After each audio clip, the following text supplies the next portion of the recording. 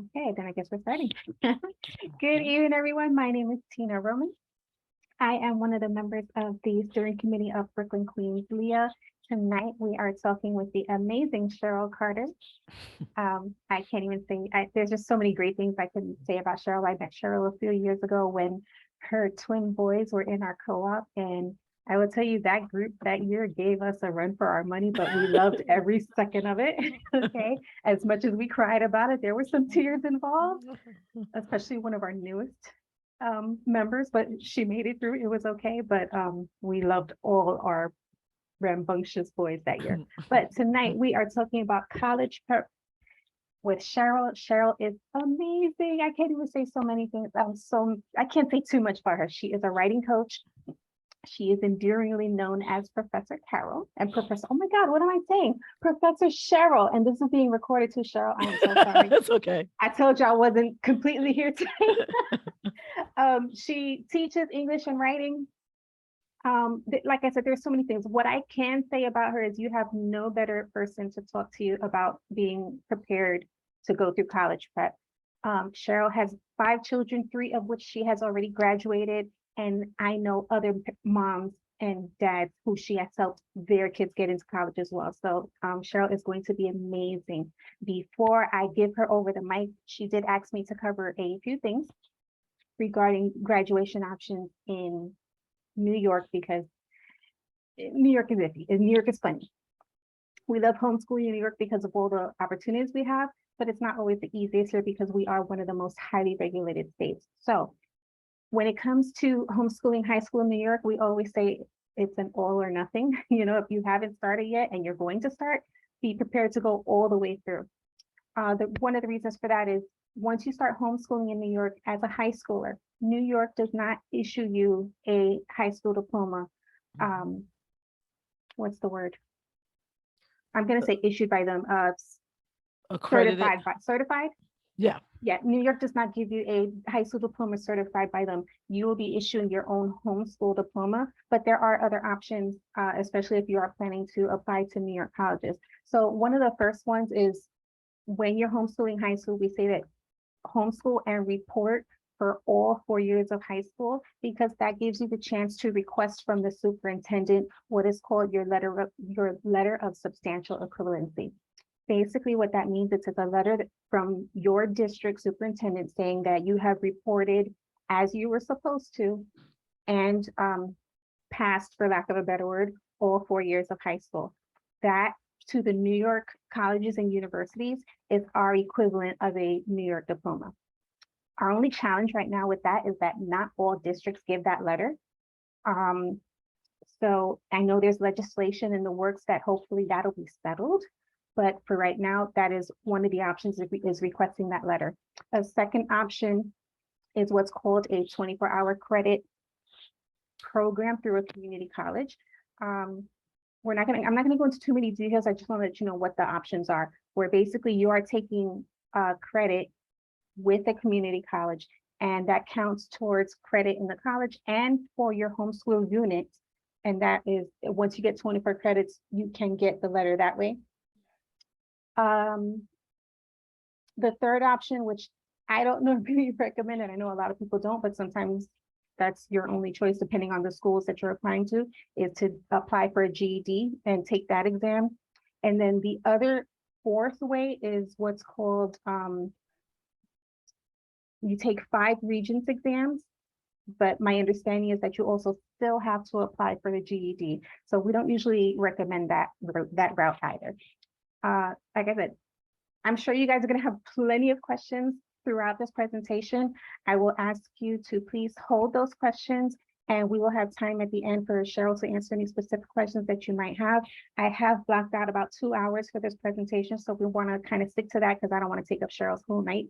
Also, somewhere at the bottom of your screen, it should say reactions, where you will be able to raise your hand when we do get to the question part. So Cheryl, you are amazing. I'm going to leave this to you and have fun. All right. Okay. Boy, that's kind of a stress when you say you're amazing. All right. Well, I'm Cheryl Carter, and I've been homeschooling. I have homeschooled my 3 oldest to actually, my son will be getting his PhD, though he's working full time, but he'll be getting his PhD at the end of this year, December. I have another, my second daughter is teaching, she's actually running a program at a college. So uh, she has her terminal degree as well. So she's also a Professor Carter, which makes it interesting when we're in the mall and we hear somebody say Professor Carter and they turn around. I think they're speaking to me, but they're actually speaking to her. And I have youngest daughter who actually did really well in college, actually was running for college valedictorian and did missionary work, but is now in graduate school. But more than I mentioned my kids with the last name. I always say when I'm doing these presentations, I consider everyone, all the kids I work with, I consider them my kids. So I always say kids with the last name Carter when I'm referring to kids in my family, and kids that I've worked with over the years when I'm referring, because I've worked with kids. I've been somewhat of a guidance counselor to homeschool kids over many, many years. And I'm currently homeschooling. We're still homeschooling our youngest 12-year-old twins that Tina mentioned.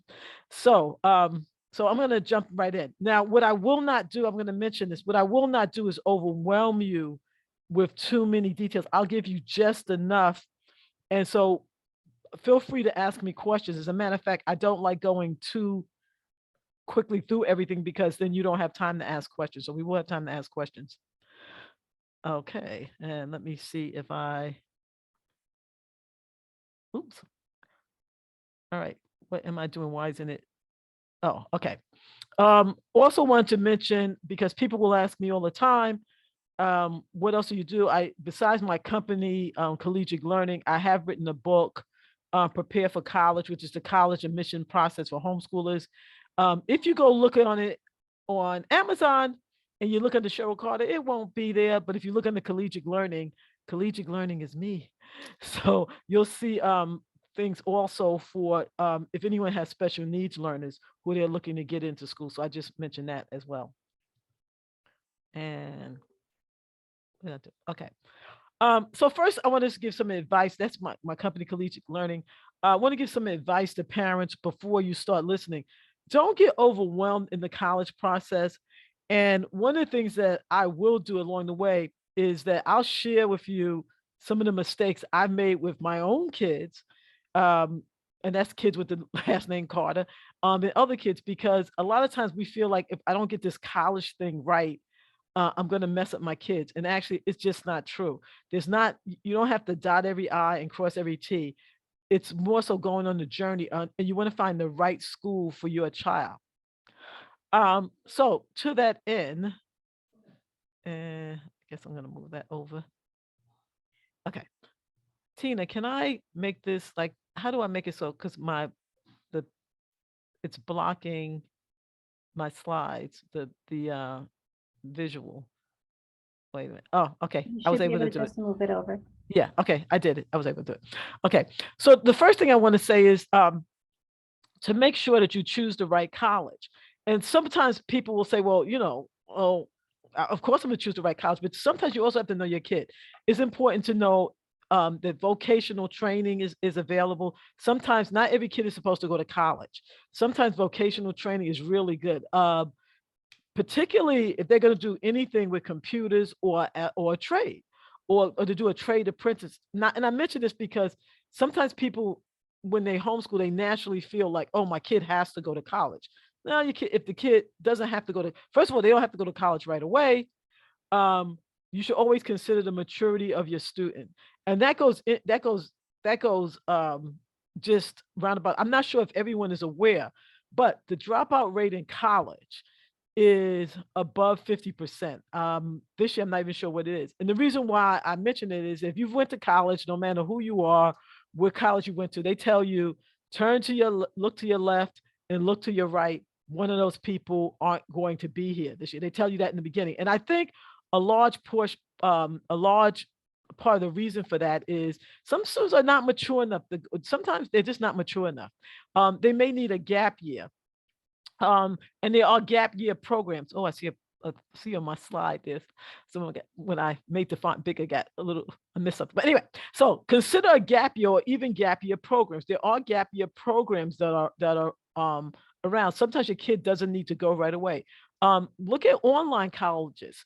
At one point, prior to the pandemic, people said, I don't want to do any online colleges. But now, even a lot of the very elite colleges, they all have an online component. So consider that too, that if you're transitioning and you're not sure, even if your kid may be academically ready, but maybe online college is a good alternative, particularly when I work with some of the special needs learners, some of my neurodiverse um, students. I'll say sometimes, yeah, they have exceeded what could be taught in homeschool. They really have. But online college, but an online college could even be a nice transition. And remember, you could always transfer. Sometimes you got to make sure also when you're choosing a college, look at the college credits. This is another thing that bothers me to know, and I'm sure you're going to have questions about this, but people will tell me, oh, my kid has 24 college credits or 40 college credits or whatever. I've even heard people say, well, my kid, if you know about dual enrollment, they will say, well, my kid has a certain amount of credits in dual enrollment. You got to be careful because not every college is going to take the credits. And I'll speak to you about some of the ways that you can make sure the kids get college credit. But don't just think because your kid has college credit that the college has to take it. Remember the 2-year and the 4-year alternative. A 2 years typically being an associate and a 4-year, of course, being a bachelor's. I mentioned this also, again, that people won't necessarily tell you. I'm sorry, yes, Tina? Can you hear me? You're good. I'm sorry. I was just testing something. Keep going. Oh, okay.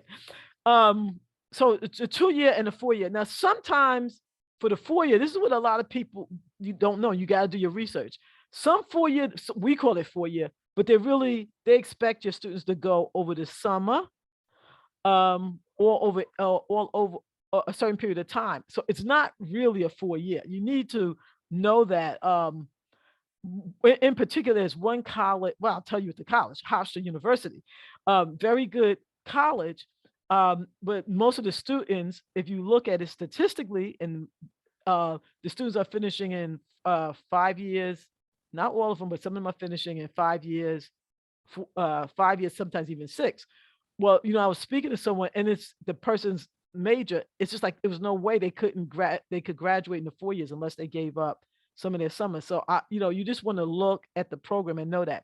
And just also to know the difference. There are some people say, well, what's the difference between a college and a university? So a university grants a PhD, graduate degrees, and within that university, there are colleges.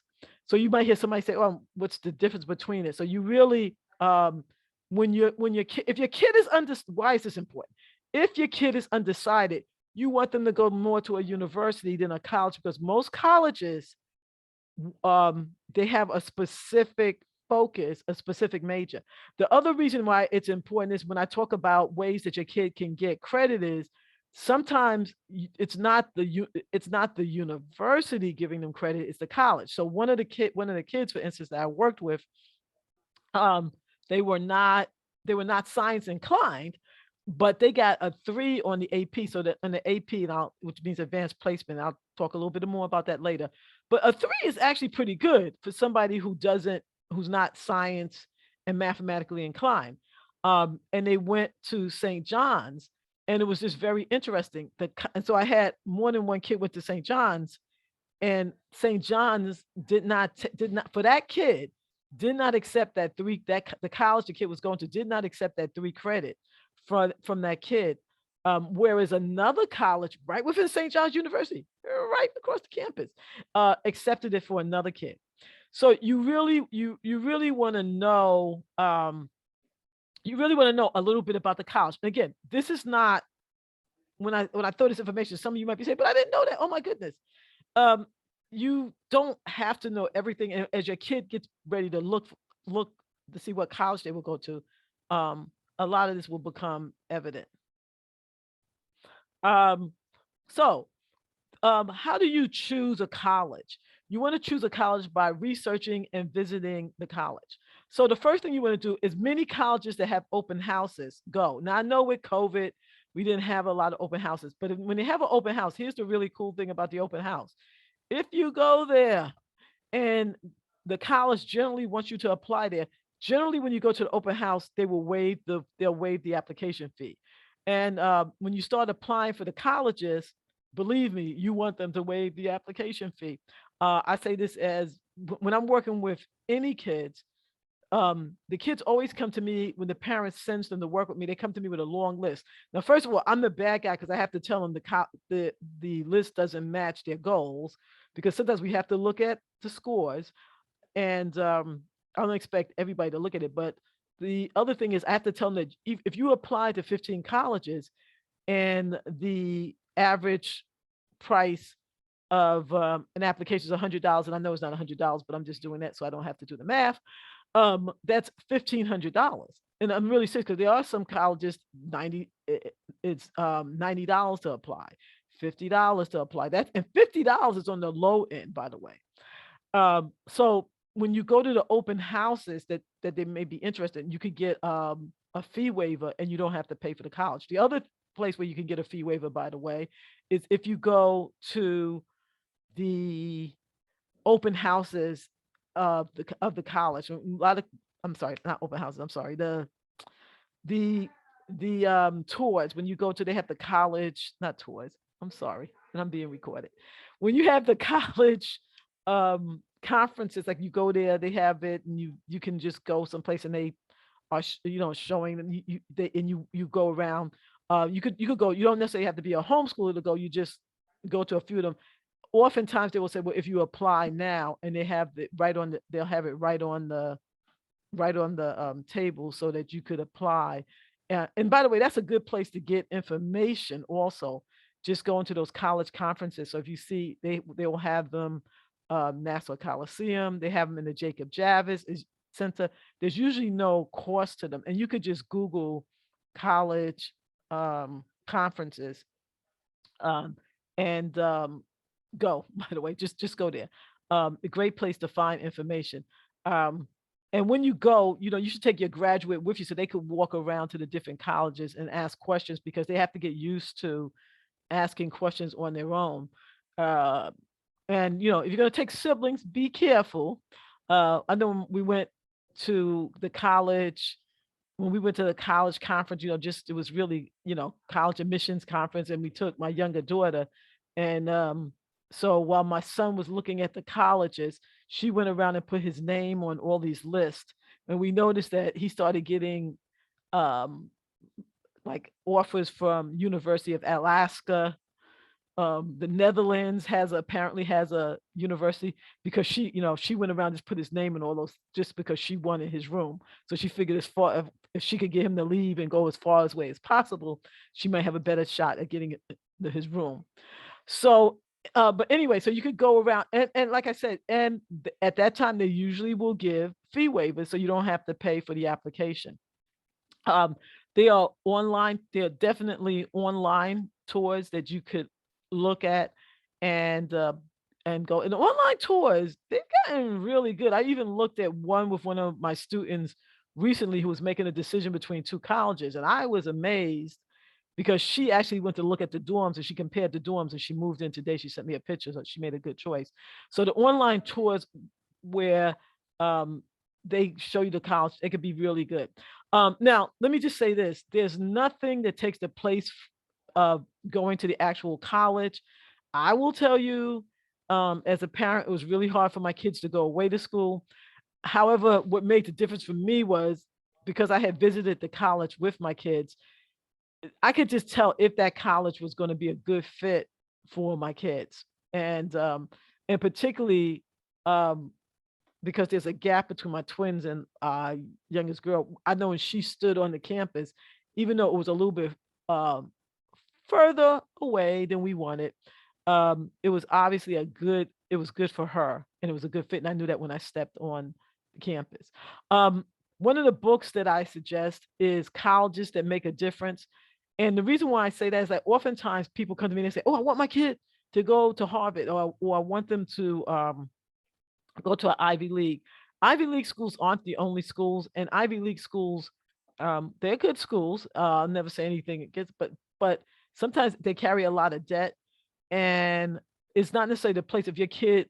I had one kid that went to a really, um, really, and one of the kids I worked with, they were really smart, and they went to a Ivy, and she said, this was the worst 4 years of my life. The kid went in as a reader and she came out. She said she still loves to read, but she said, I haven't read for 4 years because the school gave her so much reading and there was so much material that her joy for reading really was gone.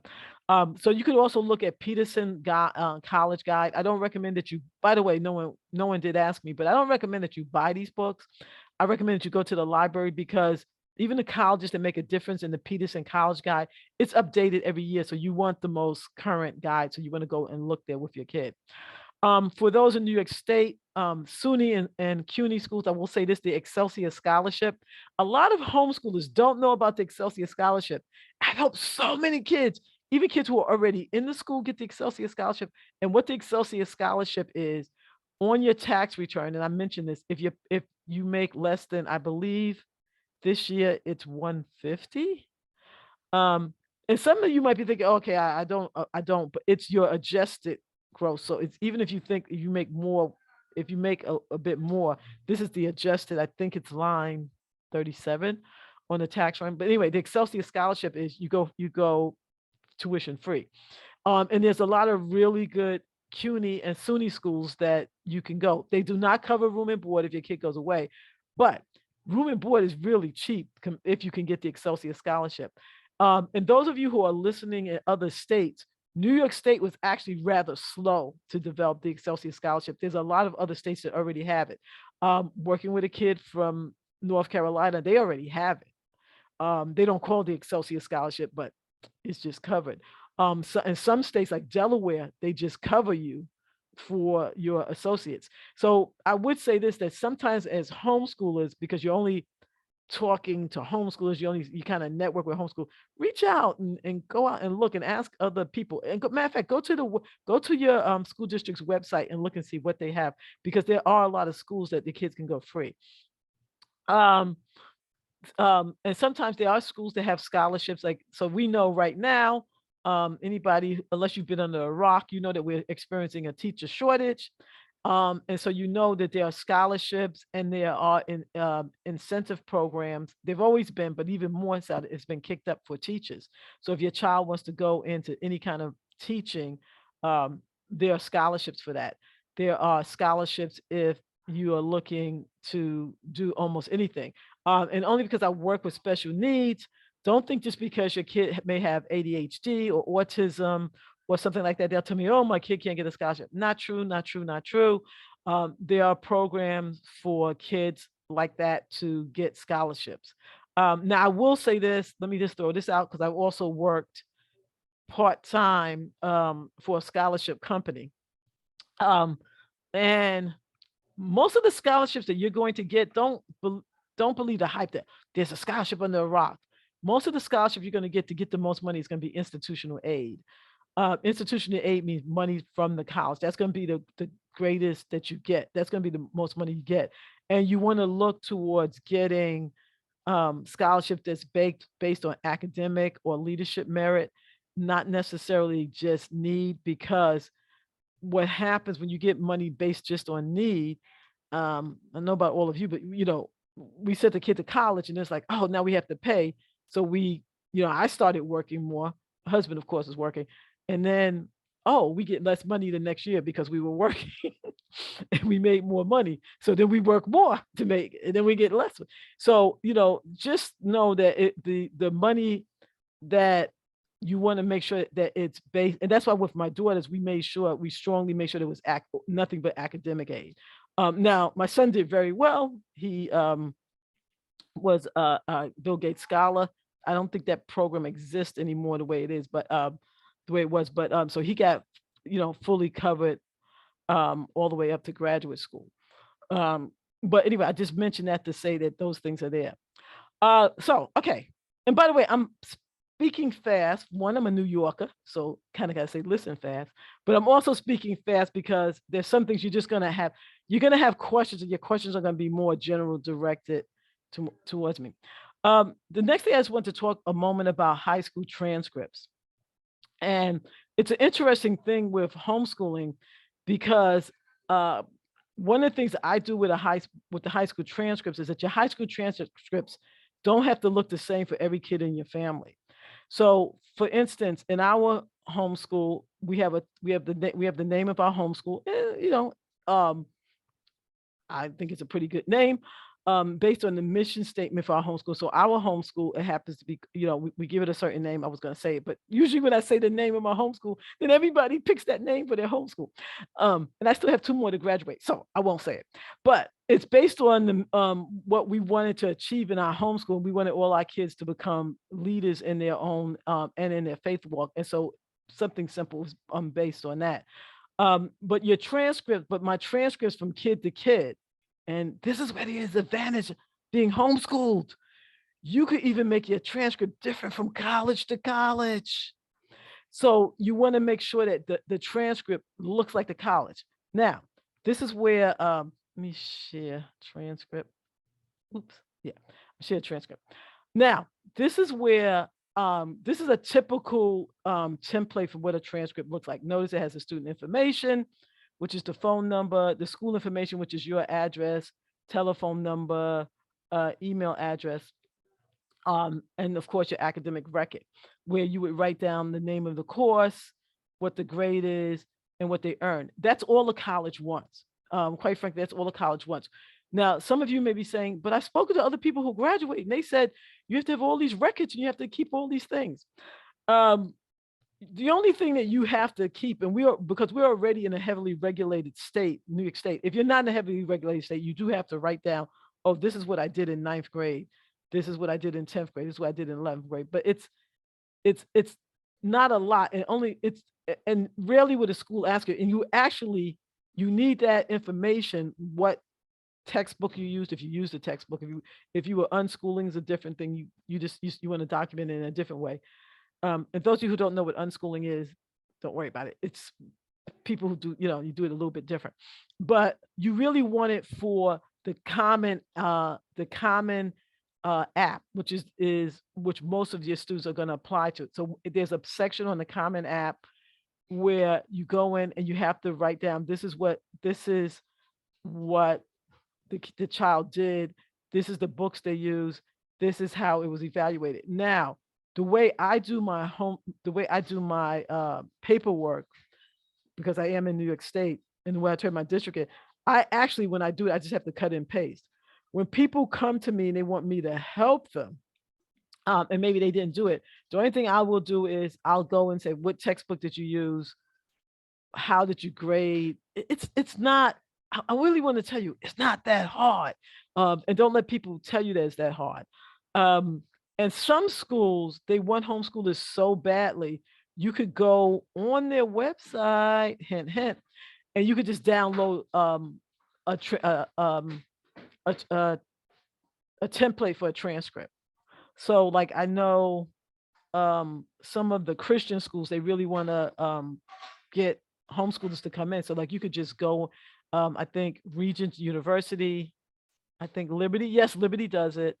A few others, you could just go down and download the template Word and you just put it right in. It's really not, it really, really isn't that hard. Just make sure that your transcript looks pretty much like a transcript would look. Now, I'm going to say this because I disagree with what some people, I won't say the name of the organization, but I disagree with what some people say. They'll say, oh, your transcript should just be, 1 page. And most of the time when you look around, unless your transcript should be 1 page, unless, and this is where it makes a difference, unless your kid if your kid's going to pre-med and they have really taken a lot of medical courses or did some things in science, it's okay to add a 2nd page. Don't believe the hype where people tell you you could only do 1. And this is a personal thing, or your kid, like in the case of particularly the kids, if your kids have worked with me, a lot of my kids that I work with, I get them published. So if I'm getting them published, not just in a book, oftentimes they've had a series of things being published. This is not high school. This is not where, you just submit it to the yearbook. This is real life publishing it. I have them create a series of publishing credits, and that goes on the second page of the transcript. Because even though people will tell you, well, you want it to look like one page, you do. However, and I know like one person's on there, I won't put her on the spot, but I helped her do it. And she can tell you whether she agrees with me or not. But the important thing is when your kid has done a lot of extra things, if you look at this transcript, it doesn't really, in most public school transcripts, they don't really give you the room. But your homeschool, take the homeschool advantage, and you can add the page. Also, one of the things that I don't like sometimes when people tell you to do the transcript, they say, oh, it should look exactly like a public school. I don't want my transcript to look like a public school. I look, and the reason why I started doing this is I would look at transcripts of prep schools and very elite private schools. And I looked and I saw the transcripts and I was like, and remember, you want your kids to have advantage. And this is when you can use that homeschool advantage. So you could add things like that. Remember also though, be very careful. If you have like a co-op and the co-op is only meeting a certain amount of hours, you can't put that down. You can't put that down as a school work. You just can't. You want to make sure your kid has done it's a matter of integrity. You want to make sure your kid has done the required hours for schooling. And so like sometimes in co-ops it's every other week, or it could even possibly be even if you're doing every week, but it might just be 30 minutes or 40. It's not a full course. So you want to be careful, don't just put that down. But if you wanted to give your kid credit and show that your kid progressively moved up, you could do that second page. And I did that with my daughters. Like they both they majored in two different things, but I progressively showed that they took Shakespeare. I showed certain things that they didn't just take one Shakespeare, they took Shakespeare 1, 2, 3, 4. And so it's you want to look, and again, this is where I know I sound different than people that you've heard. And I realize that this is going to be recorded and go around, but I still stand by it because I have gotten students in incredible schools. And I know it wasn't just because besides them writing really dynamic admission essays, I know it was because their transcript looked like a private school. And so when it comes in, it has all these other extra things. One of the questions people do ask me on the transcript, and they'll say, well, and this is another transcript, by the way, another way to look. They will ask me, they say, well, should I put the standardized scores? It depends. If your kid did really great and they're a great test taker, go ahead. If they're not, why would you do that? Why would you draw attention to that? That's the beauty about doing a homeschool transcript. Again, we have it where we have our name on it, and we, when I work with students, their name. I will say one other thing about the transcript. Well, actually, two other things. One is that I used to tell people to get the transcript notarized, and just because so many things have changed, if you could actually even do, you could go online and Tina, I'm sorry, I guess I'll be giving you a list. I was trying not to, but I'll be giving you a list to post, I guess, on Brooklyn Queen Leah site, because you could go and have the transcript done. If it's done on a certain kind of paper, there's no need to do, it looks official. And here's the key also, with everything being online now, particularly if you have a transcript that you could just the transcript company is just going to upload it online for you. Now you can do it on your own. I have had people come to me and I sit there and I'm like, okay, I'm going to upload the transcript, but I'm just saying that those are other options, but you still can if you want to. My kids' transcripts were indeed transcribed. I also, and I don't have it in front of me, but I also, with my school, and you might want to do this now, I actually made a stamp, and it actually has my school name on it, which is why I tell you the name, and just, yeah, my home address, because that's where our school is. And I did stamp the transcript, and you could stamp it because and then still scan it and load it up.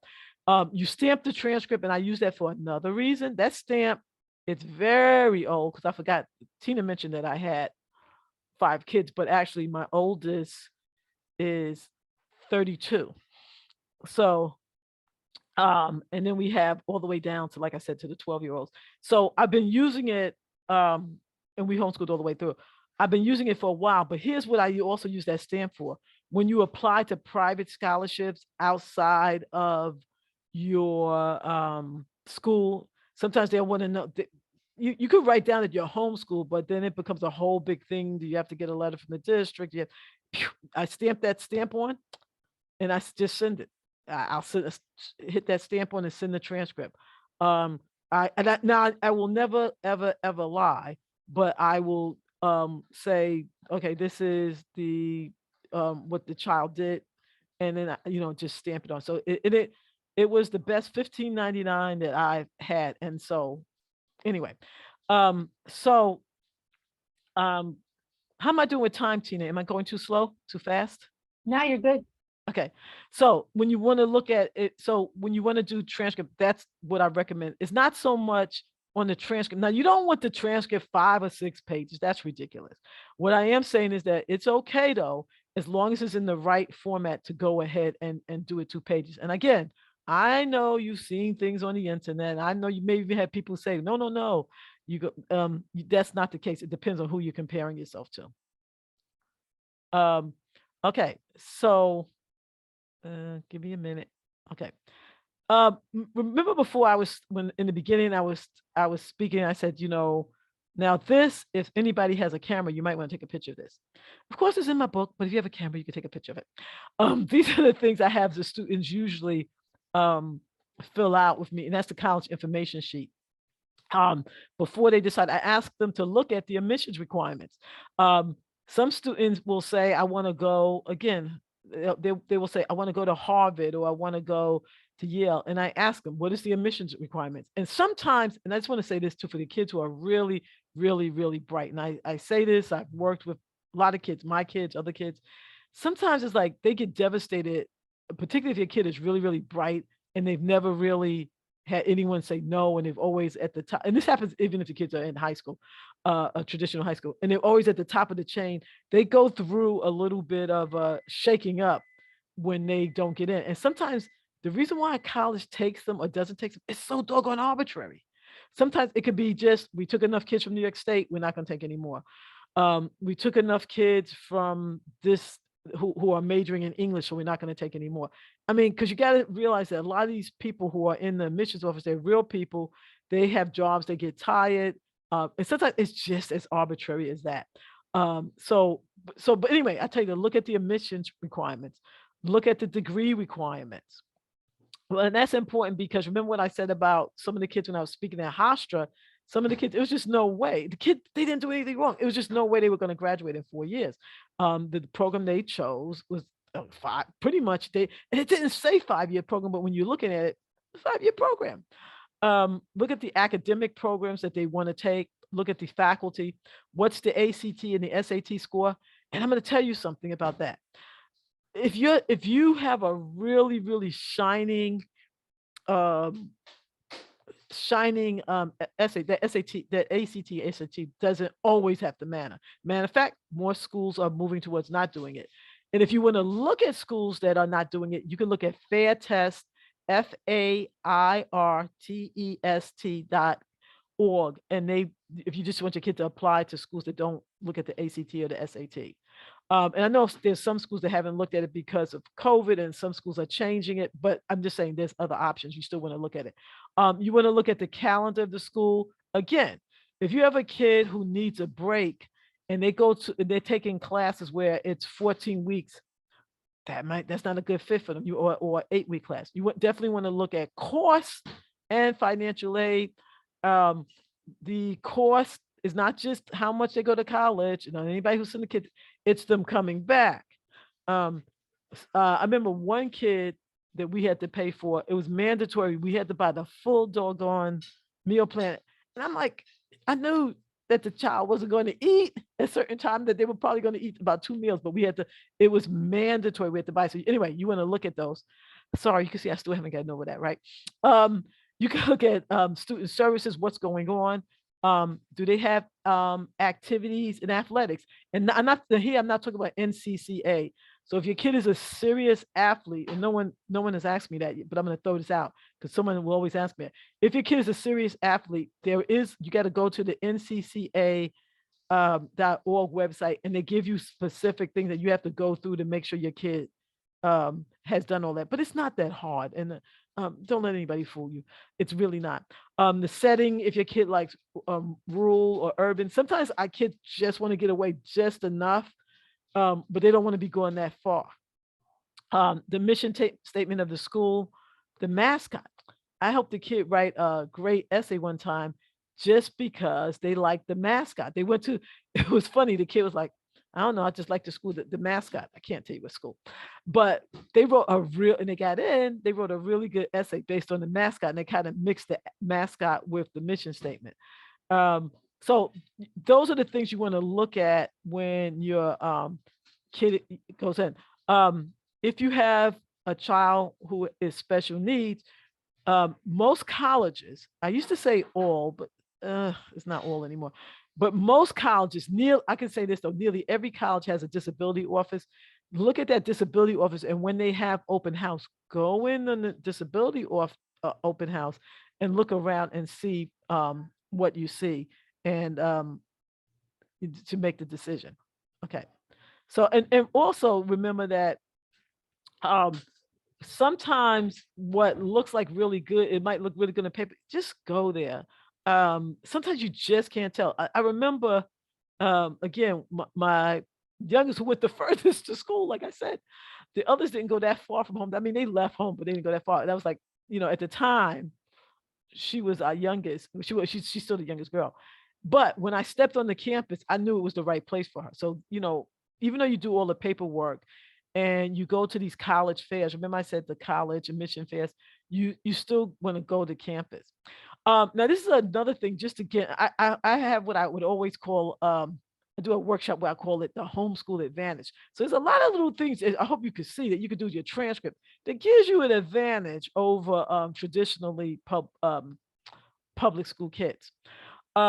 So also when it comes to recommendations, for homeschool kids, that their recommendations are critical. Now, here's what you're going to have some people tell you. Some people will tell you, and it is true, they'll say, well, you're the parent and you could submit a recommendation for your child. You can, and I have seen some people do it. Some colleges, like I know, like a lot of the Christian colleges, they're open to that.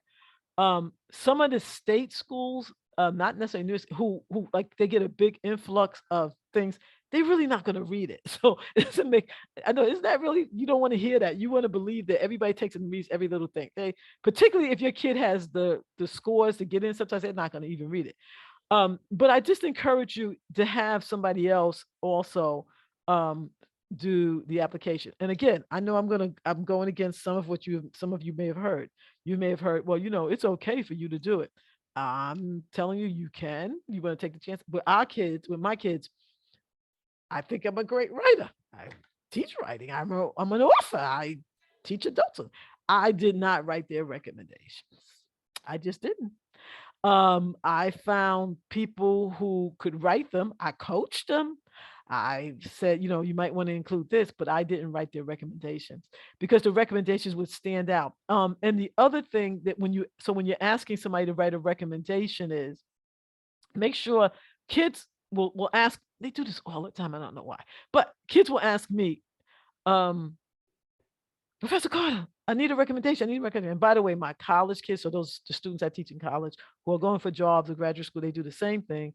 The kids in high school do. But anyway, they will tell me to write a recommendation. Now, typically, because I know they're going to tell me that, I kind of keep track, but not everybody does. So I always give a resume, tell a recommender what you want them to highlight. Do you want them to highlight academics? Do you want them to highlight whatever you want them to highlight? And here's where you have the homeschool advantage. If you tell them what to highlight, and you have more than one recommender saying the same thing, guess what? The colleges believe you. It doesn't work if you have one person saying this kid is really a team player, and then somebody else says, well, they actually really work better on their own, because sometimes different teachers or different classes, depends, they see it differently. If you give the resume, and if you look at my book, I actually have a sheet where I said, like, you want to tell them, but you don't even do sheet. These are the things I want to focus on. And what in the character traits, they will begin to see it. Again, particularly if your kids' grades are low.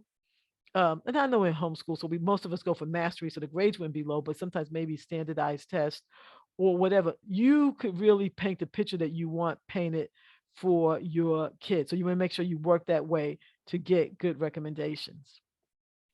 Advice for recommenders: always begin with a standard letter convention. So if you might be called on to write it, introduce yourself, cover your qualifications, and know the candidate. And believe me, colleges want to know, if Aunt Susie is writing one, it's different unless Aunt Susie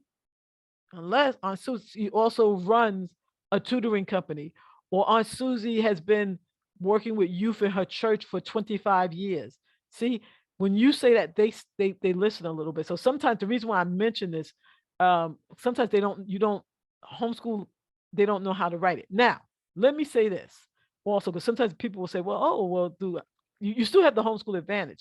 A lot of kids in high school, and I know this because I have friends who are counselors, taking counselors classes. I mean, I actually have a degree in from Columbia in college counseling.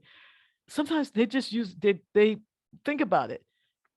They have all these kids, they're using the same letters. They boilerplate them some. They might put in a little bit of different thing, but not really. So this is when you have a really advantage to get somebody to write a really good letter from your kids. Like, give examples. I don't say kids are good writers. I don't say kids are good writers. I'll say this child understands imagery in a way. And I might even mention a book or something, that a college level book, or reading that the kid has done. Always give like a personal testimony of why they would make a good addition culturally, or spiritually, or whatever. Write a formal business closing. And I also tell students to make sure that they're using um, cheat sheets. So a cheat sheet is just say, make sure you include this, make sure, remember, and it's okay for you to say to a recommender. Somebody said it to me and I'm okay with it. They said, remember when you told me that I was the only one in the class who remembered something? I was like, oh, that's a good point. I put that in the letter, because those are the things that are going to move. Those are the things that are going to move your kid to get in. Again, homeschool advantage. We can have real recommendations, not just boilerplate stuff. Test prep. Okay, so don't be surprised. I hate it. I tell my kids not to say hate. I should probably not say hate. I really dislike it with a passion. When a homeschool kid comes and tells me, oh, I took the SAT and I got a low grade, or I took the ACT, or whatever, this should surprise you. You should there is enough resources online. Go online, download ACT or SAT or even the CLT, and just let your kid take it as a practice, and then look and see what parts that they need help in, and then you go and you can adjust it. Sometimes a question always comes up that people will ask me, well, what's the better one to take, the ACT or the SAT? It really depends on the kid. I will tell you that the SAT to me is a little bit more, and it's just my opinion, a little bit more logic, whatever. Whereas the ACT, when I'm sorry, the SAT is like that. Sometimes, not all the time, but sometimes when I'm working with kids on the spectrum, they actually do better on the ACT because it's information. They can memorize that science stuff. They can memorize it, and it's actually easier. So let me talk a little bit more.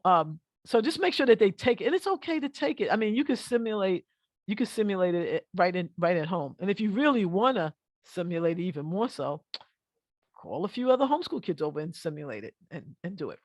Okay.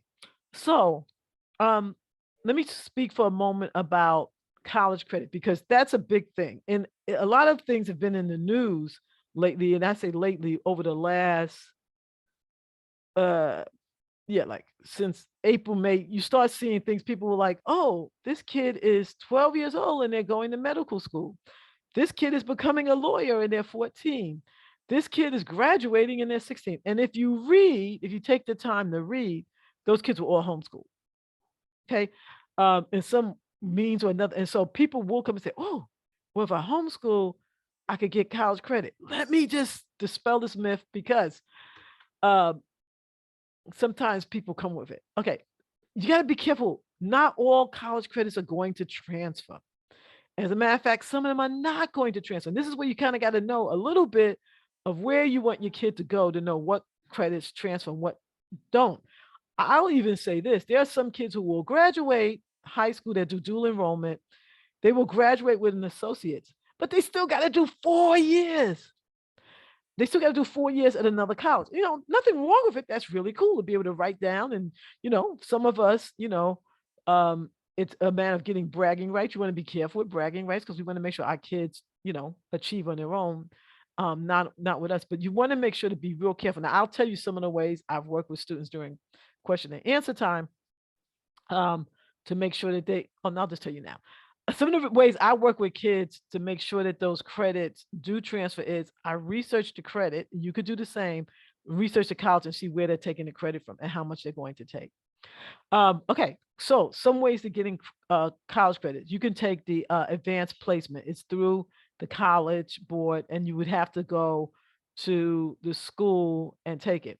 The advantages of the advanced placement is that it is a very prestigious test. It is. However, it's only given once a year, and you really got to know that your kid pretty much has to be either like to take tests or they just know the material. And my case, my kids did take the AP, and I just paid for it. Now, sometimes some schools have it where you could just pay half, or some schools at one point you didn't have to pay anything. And they just go in and they take the test. It's 3 hours, but it's given in May traditionally, and it's just one test. And so if you want them to take, I shouldn't have this memorized, but English composition, literature, psychology, economics, macro, it's like it's a Spanish, almost every topic. But I will say it is harder and the kid is scored 1 through 5. 1 and 2 means they didn't pass it. 3, 4, and 5 means they passed it. But here's the thing, because I gave the example before.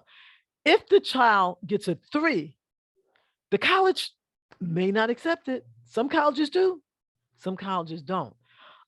If the kid has a bad day and it's just because they're testing in a different environment, they may not do as well. Again, I don't discourage the AP. I just say you have to know your kid. In my case, yeah, I did have I'm kids with the last name Carter, as well as some of the kids I work with. Sometimes I do tell them go and take the AP. The other test that more kids could take is the CLEP, and that's the college level exam program. That test, what's really good about that test is as soon as you get finished studying, you go take the test.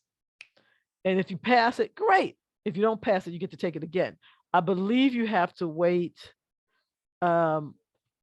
I think it's at least 2 weeks, at least when I was doing it with my other students before.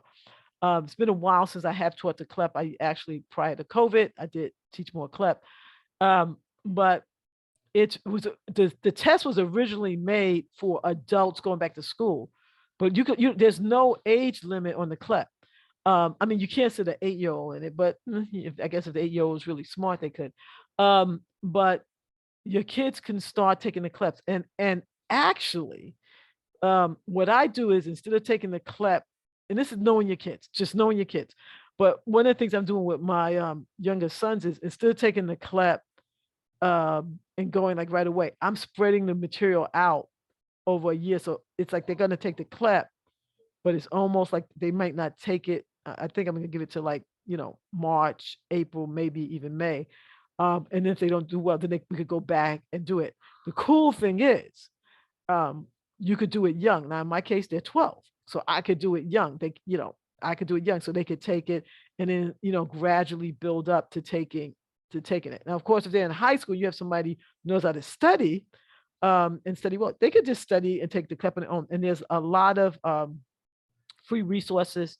One of the best resources that I like for taking the CLEP is Modern States, modernstates.org. Sorry, Tina, another source, MOMDERNSTATES.org.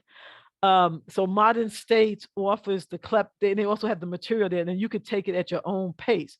And what I love about Modern States is once you take it through them and you go, you have to pay for the CLEP. It's through the College Board. But when you take your receipt after you take the CLEP and you mail it in, they'll mail you back the money for taking the CLEP. So it's free college credit. To be honest and to be fair with you, not every school is going to accept CLEP credits. As a matter of fact, some of the more rigorous and more, what would I say? Some schools are just more rigorous and more strongly academic. They're not going to take CLEP classes. I'm just going to be frank with you. However, as a homeschooler, you're taking it to get to authenticate your transcript some, and it looks really good. It's really good for college admission because even they don't take, they're like, whoa, wait a minute, this kid has taken 4 or 5 CLEP exams. It makes the difference, and some of they might take it. You could also get credit from community college, and in New York, in New York State. So if you're not in New York City, I'll come back. Right now, if you're in New York State, you could go to the community college and get it. My suggestion is, some people have told me that they get turned down. Go. You have to go. You have to know what to ask. Go and ask for an enrichment class. Don't say, "Oh, my kid is. I want to. I've been homeschooling and I want my kid to come to college." They don't care about that. As a matter of fact, a lot of them they don't even understand it, and so they'll just tell you no. But if you look under high school enrichment and follow the rules for high school enrichment, almost any community college will take you. There's the ACE and the DSST exam, which mainly is what started for military families. You could take it. There's like courses like straightline.com. See, I remember to put that one in, Tina. So straightline.com is where you can go, and it's interesting. You could work to get college credit. You could also do some online schools, not every school, but some of the online schools that also have enrichment programs. Enrichment programs are very important. In Long Island, there are you got to contact each college. There's different colleges that have enrichment programs. Like I know Stony Brook has a scholars program. Really good if anybody kids wants to do STEM or science or biology. It's actually really good and low cost. So look at each college, and you could just put in enrichment programs and look. In New York City, definitely do College Now. She probably doesn't want me to say this, but Jackie Gittens is on here, and her daughter did it. And so only because I'm in Long Island, so I haven't done. My kids have, the kids I work with, have done College Now. It's really good. And when it comes to transferring credit, the College Now works with the city university, and it's a well-respected, known university, and those credits have a better chance of being transferred over. I will never say completely, but they do. Finally, there's 2 others.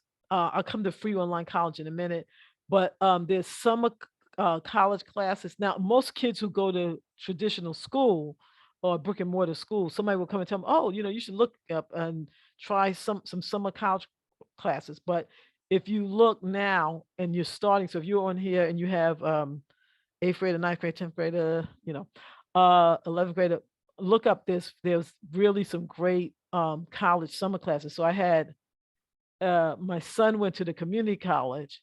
My daughter actually went to my older daughter went to Columbia Barnard College, had a summer program, and we it was, letting her go was hard, but it was only 4 weeks, so we let her. And then the younger one because they went on and found another one that she was able to get college credit, and it was in Maryland. But what was really cool about it was that she got 6 college credits in 3 weeks, so she was only going 3 weeks, and it was actually nice because they kept the kids. If any of you are wondering, they kept the kids kind of, with other kids, because when we were going there, my husband said, if we get there and it doesn't look safe, or there's too many, adults, because she's not an adult yet, we're just, she's not going to go. So we had paid the money and everything. We're waiting to see if he was comfortable with it. And both times where the girls, because they don't, I don't know if anybody's wondering, they don't treat them like they're just kids who are college kids. They really do work with them in high school. So again, these are just some of them, and so you can look at some enrichment. Okay. People ask me all the time. I'm going to try to round it up. I know I'm going long. People ask me all the time about the FAFSA. The FAFSA is the free application for federal financial aid. You fill it out, even if, I had this one mother, and she said to me, I don't want to, she was working with me this year. I don't want to fill it out. She was she is a pediatrician, and dad was an engineer. He had his own company. She had a very good practice. And she said, we're never going to get money. Don't fill it out. I kept telling her to fill it out. Eventually she finally did the very, very, very last minute, ended up filling out, because a lot of times, even if you don't get money for they still use it to get money for academics. You can't just say, don't consider me. So sometimes it's just that little box you have to check off that you did it. And they usually look at the tax year prior. So it's not going to be them looking at this year's tax. They're going to look at the one prior. Also, the CSS profile, I actually prefer the CSS profile, but it depends on, you have to just, whatever the college looks at. The CSS profile was put out by the FAFSA was put out by the US government. So you can look at FAFSA, FAFSA.gov, and you can just see the information. The CSS profile is put out by College Board. Honestly, we do, when my kids went to a school where you had to fill out the FAFSA, the CSS profile, we always did better on the CSS profile, because they took into account that we were homeschooling and we were paying money for tuition and all that stuff. That with a FAFSA, they just didn't care. They were like, if the kid isn't in college, they didn't care. So we always, like, when you looked at what they thought was our contribution, we always did better on the CSS profile. But it's only if, now, having said that, it's only if the college is accepting the CSS profile. I put this on the side. Just make sure that your kid is well-rounded, progressively doing volunteer work, and doing volunteer work that's meaningful. Don't just like throw something on the page to say, oh yeah, my kid did volunteer work. If your kid, for instance, if your kid wants to do something in science, well, where might they volunteer with a veterinarian? And that actually goes over really big, because you could even add that to it. Did they if they want to do something with writing, did they volunteer at a newspaper or something, or if they did teaching? So just know that the volunteer work has to be meaningful. And this is just a personal thing. Again, giving yourself the homeschool advantage. Make sure that the responsibility is increasing progressively, so that you can know things. And so I'll tell you something, even though it's going to be recorded, but it's truth. In my homeschool group, I remember thinking, hey, I wanted my kid. First of all, I wanted my kids to have a yearbook. But so I started a yearbook before they graduated, but I also was a yearbook teacher, among other things. And so, but what I did was progressively, when I didn't have my kids until they got older, they were on the yearbook team, but till they progressively got older. Now, I don't know if anybody on my group is listening, but there was always a Carter. When I was there was somebody with the last name Carter who was the editor-in-chief always. And then the other parts, they sort of moved up. And so that was purposely done, honestly, so that when they were able to put down on, and they could add this to the transcript, they were able to put it down or on their resume. Progressively, they came up in the ranks. So they may have been a staff writer, then they were, I forgot what he's, contributing editor, and then they were editor-in-chief. So yeah, so if your kid, I don't make any apologies. So if your kid took class with me and one of my kids were in there, yeah, my kid became the editor-in-chief. But you could do it. So even if your kid helps out and does something else on the homeschool group, things that they become progressively helpful with. Okay, give me a minute. I have to move this again. Okay, I'm gonna go through this fast, but people are gonna ask me questions. But anyway, so for 8th grade, it's when you're thinking of 8th grade, it's okay to start considering dual enrollment credit. Don't wait till they get to high school. Take the homeschool advantage. You can do a CLEP. They don't have to be a certain age, like I said. And consider that. Make sure you choose college prep curriculum. I don't get in and push any curriculum except my own. concentrate on their strengths and weaknesses. And here's the thing that sometimes we do as homeschoolers. We don't mean to do it, but we do it. Sometimes when our kid has a weakness, we spend so if our kid doesn't do well in math, we spend all this money, buying money and time researching the best math and all this other stuff. And maybe, just hear me out, maybe they're never going to do well in math, but instead concentrate on their strength. But if you put all that time into math, but this kid is a brilliant scientist, and you don't give them time in science and taking science class, or a brilliant writer and taking time that you waste your time. So make sure now's the time. By the time they're in the 8th grade, you start seeing what's their strengths and what's their weaknesses. Now, I'm not saying forget about their weaknesses, address it, but this is the time to build on their strengths. Get them involved in something interest-based, volunteer, or extracurricular help. I'm still trying to find, and sometimes it's not that easy. I'm still trying to find my boys something other than Fortnite. I said, can't you make a Fortnite business or do something different? Also, you can make up like a high school, pre-high school plan. Again, I'm going through this fast. 9th grade, again, college classes. Make sure that you take the required classes. Be careful. Sometimes with homeschooling, we think like, oh, I have to take, and you do, but I have to take 4 English. But you could take also those 4 levels of English. You could take them. You do have to take the broad ones. So I'm kind of a little bit of a purist in this, and I do believe you have to take, American literature, Western, but you could take African American literature. You can take Irish American literature. You could take Italian. There's a lot of other things that there's a lot of other things you could add to make it look, to make your transcript look like the school that you want to go to. So you really want to look. Use the summer to take electives. So if you want your kid to take, say, coding, something that we just never got to, take it over the summer. It's a good time to take the AP or advanced level or dual enrollment class, or start preparing to take it instead of waiting. Now, I know there's some of you going to say, but it says they must be in the 11th or 12th grade. You're in homeschool. You do the transcript. You hand in the transcript.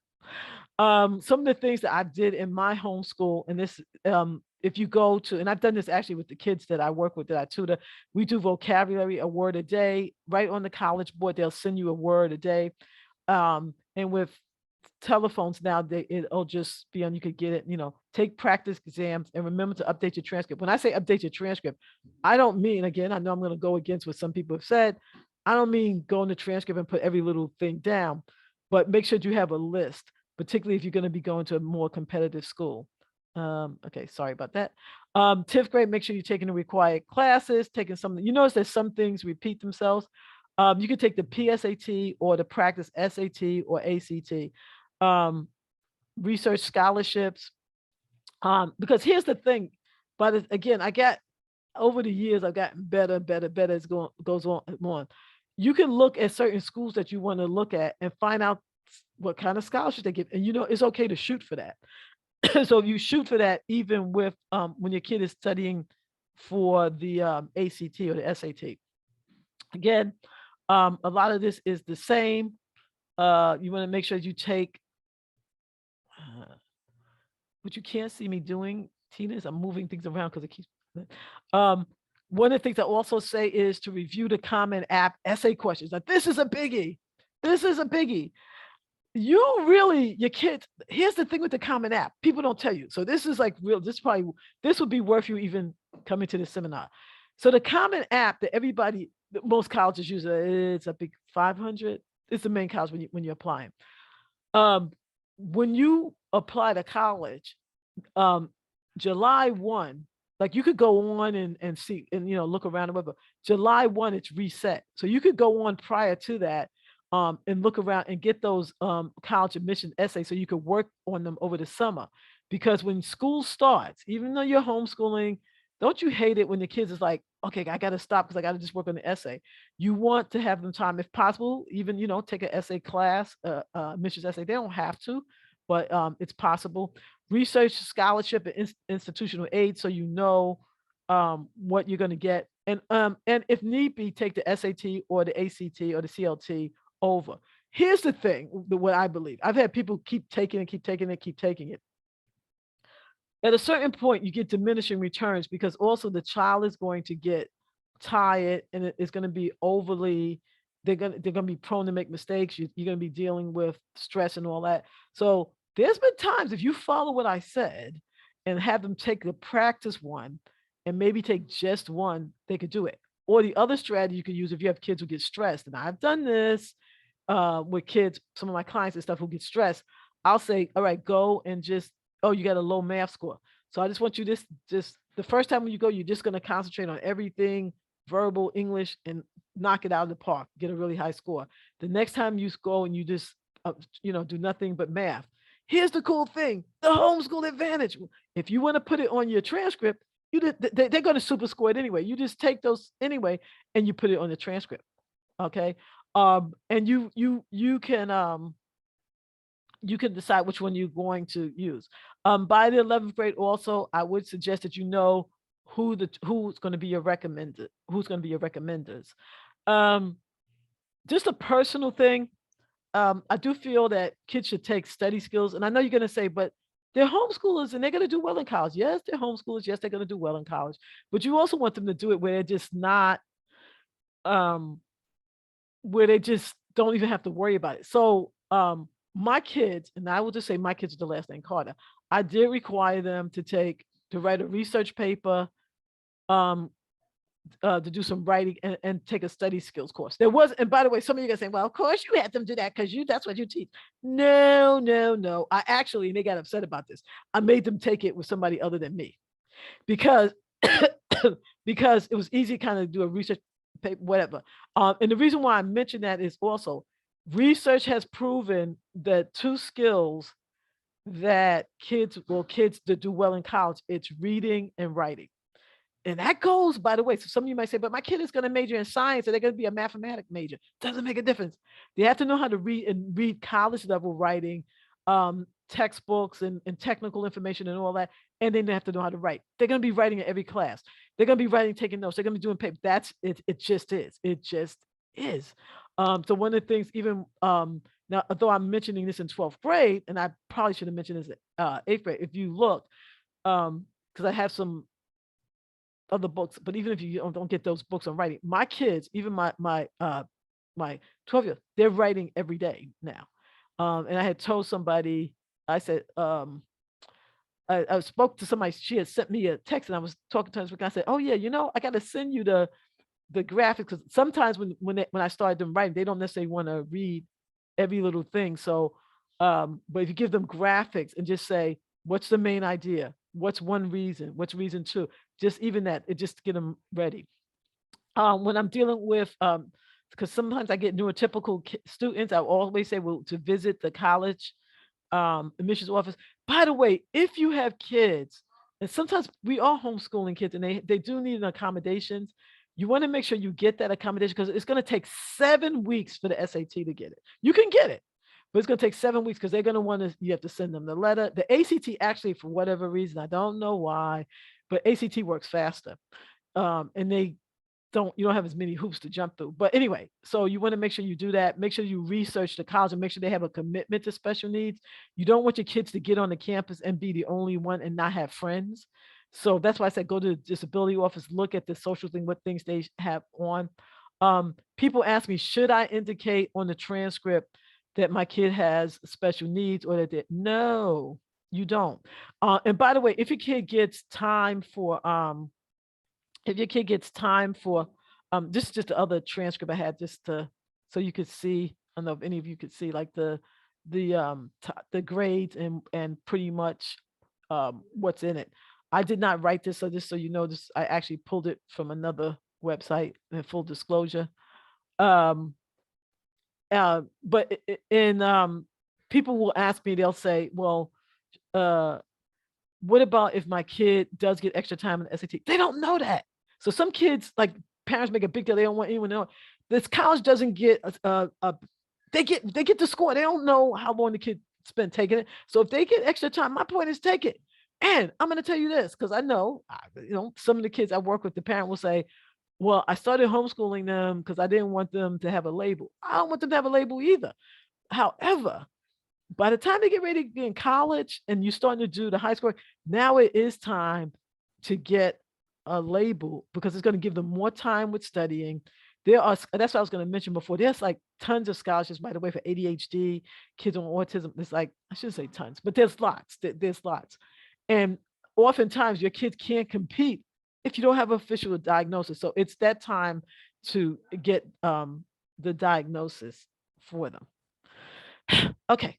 And I think I said everything. So should I then look? I see like there's 7 in the chat. Do I have to look at the chat, or Tina, are you going to take the questions? So, Yeah, we can start asking questions now. Let me just get the ones that had already come up. Georgiana oh, asked, is there a reason to do the Regents exams, and how or even would you put that on the transcript?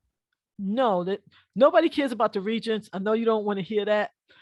Nobody cares about the Regents. The colleges don't care about the Regents. The Regents are just it's just a New York State thing. And actually, even New York State colleges don't care about it. So on a homeschool transcript, you don't even look. And by the way, if your kid goes to a private school in New York State, a lot of the private schools do not. Matter of fact, the more competitive ones don't even use the Regents. And I've worked, I kind of have my personal, well, I guess it just came out what I feel about the Regents, but the Regents don't go in the transcript, not at all. If your kid could do well in the Regents and you want to put that on the transcript, let's just say you feel like your kid did well in the Regents, then let them take a SAT too. So for instance, instead of saying they did this on the French Regents, take a SAT too.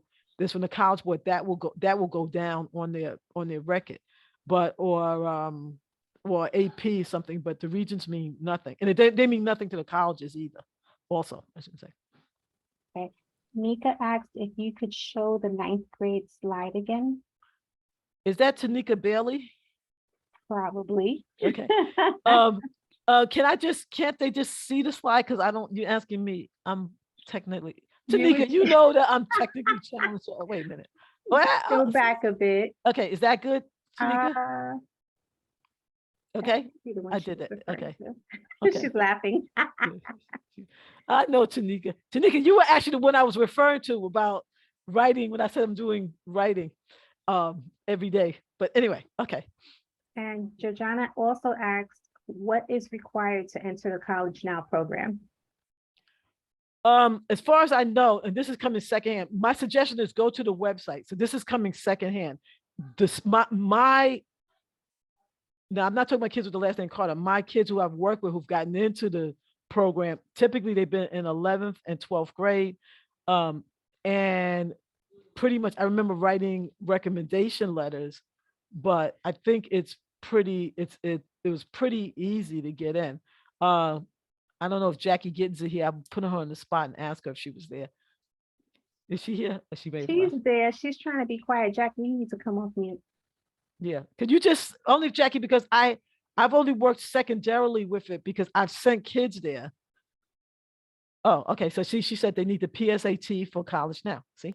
Okay. I didn't mind being on mute. I was getting ready to go on my run. So I'm dressed. Oh. I'm about to run. Oh. No, they do need the PSAT for College Now. That's the one test that they require. So if your student is ready for the PSAT, I would definitely have them take it. And I'm not sure about how we get it anymore. We had to ask a specific school. So I had to call tons of schools to see if they would take my student for the PSAT. Mm-hmm. It wasn't like through College Board or something like that. Right. And then some of them didn't mind being with a homeschooler, which was actually very rare to have a school say, yeah, sure, bring your kid in. So it took a lot of legwork. I think it took us about 3 days to find a school that was okay. Yeah. With our student. Yeah. Typically, if you want to go do the PSAT, what I did with, now I can't say I did this with my kids with the last name Carter, is that we've just called a private school, because most of the private schools, and then they'll just ask you to pay. We gave a little bit of donation for it. Yeah. So that's what we ended up doing. Okay. Yeah. Oh, okay. Okay. Any other questions? I know I went fast, so. All right, if anyone has questions, you can either raise your hand and ask it, or you can put it in the chat like that. Is it required for kids to be in an accredited program in high school? Tanisha Butler. And I meant to touch on that, but I'll let you handle that one. Okay. No, absolutely not. The colleges are looking more at your credit, and actually, some places that they call even accredited, be really careful. This is being taped, so I can't say specifically, but there's some places that they'll say join our accredited program. They're not accredited. They can't accredit it.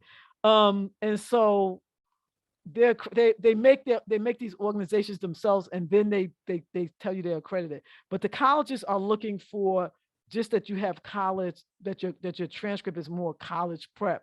An accredited program really doesn't mean anything. Now, if you're out of state, well, I shouldn't say out of state, but there are some places that might have umbrella programs. I'm not sure if that's what you mean, but you don't, either way, you don't, Louisiana. Okay, I'm trying not to look. I'm seeing the things pop up, so I'll answer that in a Okay, moment. stay where Okay. you're at. Okay, I'll stay bring there. I her close my up after. eyes. Okay, I close my eyes. So they don't necessarily look at accredited, and accredited doesn't get you there any better. As a matter of fact, you could probably make it more your own by just doing it yourself. Like one kid I worked with last year, and actually they got in Rice University. I don't know. So unless you're a academician, you may say, what's the big deal about them getting in Rice? But Rice is actually better than a lot of the I can't say that. Rice is very, only because we're being recorded. Rice is a very good competitive school. And anyway, how the kid got in there, they came to me, they were unschooler. We recreated his transcript so that it looked, it was just very, very precise. And his essay was very, he discussed his study of birds and stuff like that. And it was really, right on. And he did not have an accredited program. So no, you're not required to get credit. I would just say, make sure no matter what, the biggest thing I do when I'm working with students is that sometimes they're not part of the program is just not college prep. And I'm going to say this, now this I will say, but to me, well, maybe I shouldn't say it, but like some things you can't follow the New York State regs to hand in your paperwork, but like the New York State regs don't require a foreign language. Do a foreign language. I mean, this is my personal opinion. I just think we all need to do a foreign language anyway. And if your kid, and by the way, if you have like a kid who's struggling, because I work with kids who are special needs, even American Sign Language is considered a foreign language. So even that, just do that. So don't look at the bare minimum. Look at what the colleges require. You look in my and I honestly don't have it. I'm not just I should have my book on that. But like there's tons of electives you could take that are just college ready. That show that you're college prep. Did I answer that question? I don't know. Yes, you did. Okay. Deborah, you want to come up? Thank you. Of course. Deborah, you want to come up mute and answer? Or ask your question rather? Hi. Hi. Thank you so much. So I haven't been giving my daughter letter grades. I've been doing like mostly satisfactories. So do I just need to go back through her work and give it a letter grade for the transcripts? Yeah. What grade is she in now? She's going into 12th, so I'm kind of late to the game now. No, you're not late. You're perfectly fine. No. The reason why I say I'll share with you some of the mistakes I made with my own kids, and they still went ahead and they did well, and they still talk to me. In that case, yeah, you would just go back and give it A's, and I could tell you why. Just change the satisfactory to A's, and you would just say, because you probably do, like I always say, in my homeschool, I require mastery. So because I require mastery, that's why they would get an A. Okay. In your case, that's why she would get an S. So you could just change the S to the A. And if you notice on the transcript, I do have like the little code grades. And you do want to do it because you want hers to look like everybody else's. In that case, I do agree. Most times I do agree that you don't want it to be like so strange, like that they got to figure out what the grading is. You want it to be like everyone else's. And I didn't mention this, but here's the cool thing. Even when you do your kids' transcripts, the reason why you also want to do it with the letter grades and making them numerical is that they still could compete for scholarships. They still could compete for scholarships with those grades. Okay. Yeah. Thank you so much. You're welcome. Tina is like so good. Like she has with the PSAT phone. You're so good. Well, Jana had asked, how do you suggest going about taking the PSAT for a student who was never in public school? I don't even know who our local zone principal is and how to get a hold of them. Who, Georgiana, where are you located in New York? Or are you in New York? Hi, yeah, I'm in Brooklyn. Brooklyn. Okay, so you're gonna, yeah, you need to actually find out who your zoned school is. Because what I'm looking at here on the site, it says if you're homeschooled and you want to take the PSAT, you have to contact your local school, and there is a link there to find that at least 4 months before the test. Thank you. And it may not even be your local school. So start doing some research, starting with that link I put there. Thank you so much. Mhm. Hold on. Okay. There was a question from Jackie in here. Okay, is it too late to get accommodations if your student is a 9th grader? No, nope. No. Ninth grade, actually ninth grade, that's perfect. But just get the accommodations first. You could go right on the SAT website and and sometimes it changes. That's why I don't, but it's pretty easy. ACT is actually easier than SAT, but it's not too late. All right, if anyone has questions, anyone else has more questions, this is the time to ask them. Either How I do you was- verify for accommodations? Would you need like a doctor's note? Okay, so this is me going from memory. I do think it's a doctor, but it could be a speech therapist or a psychologist. It may be, now you have to look. I don't want to say teacher. Okay. I used to say teacher, but you just go to the website. I just want to say it's not as hard as you think. That's what I'm saying to you. And the reason why I mention is that sometimes, and I understand it, we start homeschooling you because I don't want my kid to have a label, but now is the time, because by the time they go to college, it's really, if they're struggling to take notes, for free of charge to have somebody take notes for them, and then they could do better. That's the time when you want it. And my daughter actually made money when she was in college because she said they came in and they said, oh, could somebody take notes for somebody? And being her father's child, she said, how much money am I going to make? And they told her, and she learned, remember, because I'd given the study skills course, so she knew how to take notes. She took notes and she made money, so yeah. So in the case if your kid needs it, and I could tell you she took thorough, I'm not saying because she's my daughter, she took thorough notes. My child is in 7th, and I know you say you start this process in 8th, but I wanted to find out, like if we're not sure that they're going to want to attend college by that time or by the time they graduate from high school, what would be the best process for that? Because I wanted to go ahead and get them a jump start on college courses just in case. And I know you said do a university, but then I guess I think about it, if we do university and they end up not even wanting to go, what is the process, would you say, for that? So, okay. So one of the things I do, I don't believe that education should go to college. So I had, sorry, Tina, mooc.org, which is mooc.org. It has 3,000 free courses. So your kid can take computer. They could take, the beginning of plumbing, come on, let's be frank. My plumbing the person who's going to come, they charge me more than I make an hour. So it's important to do that. Also, Google, I guess, Tina, this is going to be on the Brooklyn Queens website. Can I send you? Okay. So Google, because I don't remember the site right now, but one of the things that I've done with my kids also is like Google has courses that you could take and they're free, and the kids could get certified in certain things. So they could get certified in knowing how to do certain things on the computer. They actually end up making more money also. I know everything isn't about money, but sometimes we don't want our kids, they do have to survive. And so we don't want them, making minimum wage. Again, I guess my opinion is kind of going through again. This is why it hurts so hard for me to be recorded. Anyway, so there are other things that they could do. There's a lot of things they could do.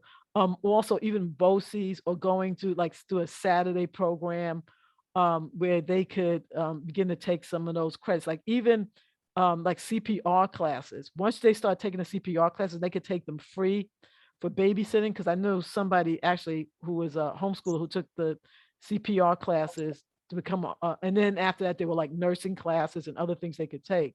So there's all those classes, again, using the homeschool advantage, they can start taking some of those when they're young. A lot of times it just says you have to have a teacher's recommendation. Well, guess what? You're the teacher. And if you don't want to put your name on it, you know somebody else who's a homeschool teacher who you could say, teach my kid for a while. Then they put that. So it's, and I actually recommend that people actually look at those. For my older kids, one of the things that I had, and even our girls, we had them graduate school. They are really good academically, but they had to also have a technical skill. So my daughter recently moved into her new apartment, and she was like, hey, she pulled out her toolkit. She has a toolkit, and it's purple because she liked the purple. A long time ago, we got it, and she puts that thing together. So she don't mind going to IKEA or whatever to get it, because she knows all the things to put it together, and other things. So that's what we require. So I think it's good if we start giving our kids both. I don't honestly, I don't think it's either or. I think some people are handicapped if they can't do certain things. Thank you. You're welcome. Tina, can I put my website one more time on the You screen? sure can. So if anyone has, if you want to look at some, because my books and my classes are listed there. Mhm. So Teresa asks, hold on, let me just pull it up. Teresa asks, can foreign language, bleh, I can speak English. Can foreign language be used as an elective on a high school transcript? My daughter is starting 8th. Could she start working toward those credits now? okay, two things. That's a good question. Mhm. Foreign language in the 8th grade, they're gonna say, now you could say Spanish 1, I guess, or French 1 or whatever. But the problem is, then you're gonna have to go up to 3 years. If you put it in the 8th grade, it's not like you could say, okay, she only has to take 1 more year. And it's not an elective. It's, again, you can't look at the New York State regulations. You have to say, okay, I want to show that my kid has done that. And you don't put the 8th grade, score on it. So like, for instance, it happens a lot with math for whatever reason. So sometimes kids will take algebra 1. There's some kids that take algebra 1 in the 8th grade. So when you start on your transcript, you start at algebra 2. Now you still have to go algebra 2, trigonometry, calculus, whatever. You still, you don't get a pass on, okay, I don't have to do any more math. You don't. But you would just put a little asterisk and put algebra 1 taking grade 8. I don't think they would take the score. As far as I know, like, the score is not, because they really, it's just 9th, 10th, 11th, 12th grade. So they don't really take the score. You could put a P for pass, but then not necessarily going to look at the score.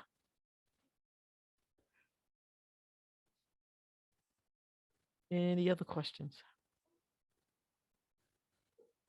No other questions? They're being quiet today. Okay, everyone has to ask me at least 2 questions, so you don't hang up and say I had this question for. So if you had to come up with 2 questions to ask me, what are they? All right, I'm ready. I have another one. I think I've already asked like 3, but I have another one. Okay. As far as I know, I'm in Louisiana and we have the top scholarships. I'm sure that's different maybe everywhere. I'm not sure. But I was wanting to ask if for typically those local or state scholarships, do they have to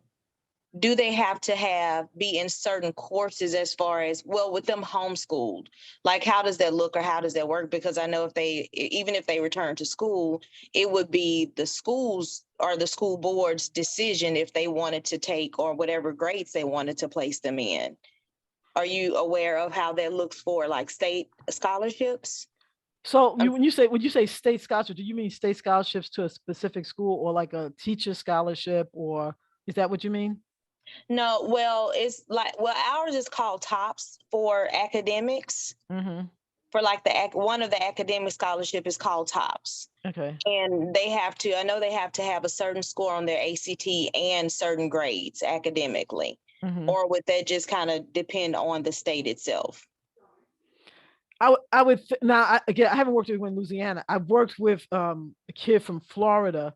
Similarly, they got the scholarships, but pretty much as long as your transcript, in his case, he did get it, because I made sure that his transcript looked pretty much like the public school kid who would be getting a similar scholarship. Okay. Yeah. And so, in all honesty, it's not, and I'm saying, and some of you are thinking, yeah, you can say it's not that hard, but it really isn't that hard. It really isn't that hard. It's because the internet has made the world smaller, so you could even look up and you could Google to see a transcript in your community. So, or you can see former top winners. So Okay. Thank you. you're welcome.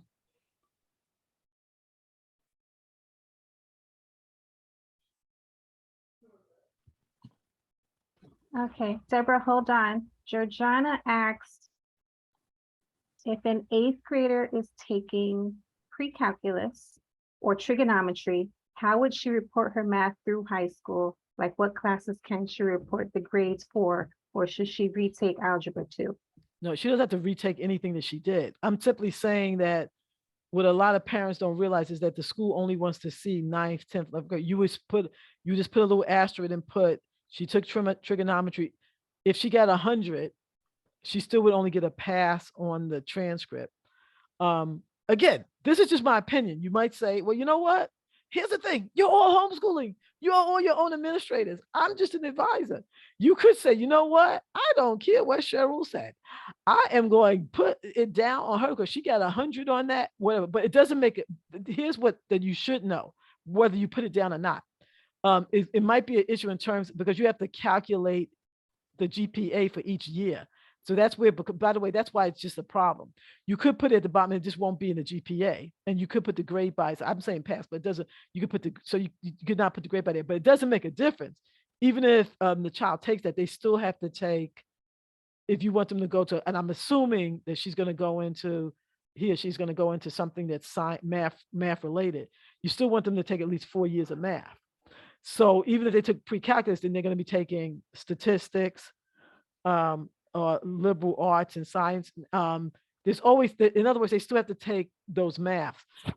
Like, even if the kid doesn't like it, like one of the math classes I'm doing now, and now I put my foot in the water because it's not posted yet, but I'm doing a class for kids who have to take advanced math, who don't like to do advanced math. And actually, it's for kids. And actually, Jackie, your daughter is why I started it. It's called advanced math, and I mix in the algebra and the algebra and geometry, and it's for liberal arts, and that's what my girls also did. So, but my point being is they still have to take progressively more topics. They can't even, I've heard people say, well, my kid is reading, and so they did all this literature, so they still have to take more. Think out of the box so that they could put it on the 9th, 10th, and 11th, 12th grade. Go ahead, Deborah. Again, basically we were going on like a vocational path when we started high school. And so my daughter now in end of 11th grade decided she wants to go to college. So I'm trying to play catch up. So like we did consumer math, we did like a business math. So we really weren't kind of going rigorous in certain subjects. So junior year, like we were just following the state requirements to get our homeschool letter of equivalency. So now she doesn't have like a math junior year. So I guess my question is how do I even know if colleges are going to accept this? Do we need to take a gap year and kind of fill this in? I'm not really sure what we need to do. Okay. So I'll tell you something that I did. So your daughter's in the 12th grade? Right. She's just starting. So I had a parent, and if the young lady was here, she'll tell you. I had a parent come to me and she said, Cheryl, my daughter wants to go to college. And she said, the only thing she's passed is algebra. She said, it took us 4 years to do algebra. And I said, okay. So I said, what did she do the first year? So I said, let me see the book. Let me see it. So I went through. So I said, she pretty much mastered this year. She said, yeah, but then we had to take it over. I said, and then she did this second year, right? And I said, so what I did was I broke the algebra up.